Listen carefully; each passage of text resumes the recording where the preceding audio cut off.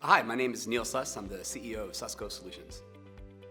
I'm a conscious capitalist because at a young age, I think I learned a lot of compassion for those less fortunate. My parents are immigrants from India, and every summer we'd go, or every third summer we would go to India, and it was very fascinating. You would see people, every time you would go there, you would see more and more technology and more wealth in certain neighborhoods, and then you could drive one street over and see like abject poverty, which is like nothing you can even see in America.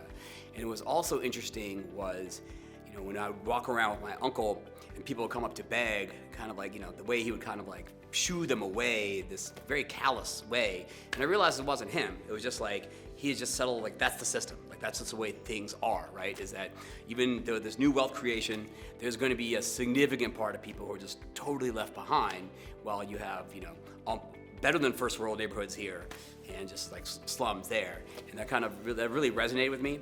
And then really to a certain extent, you see the same thing in certain American cities too, like my home in New Orleans, which I love, the culture, the music, etc. But you do see a divide, right, where some people are being left behind while others keep scaling up.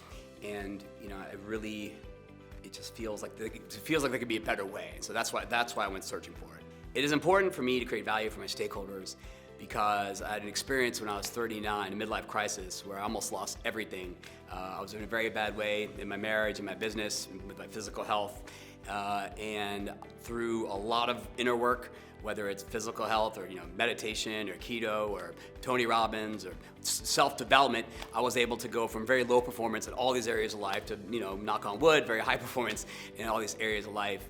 And I recognized the power of growth with the right inputs, right? With the right mentors, with the right education.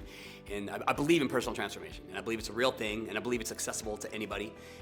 One thing I learned during COVID is that people clearly had a crisis of meaning, right?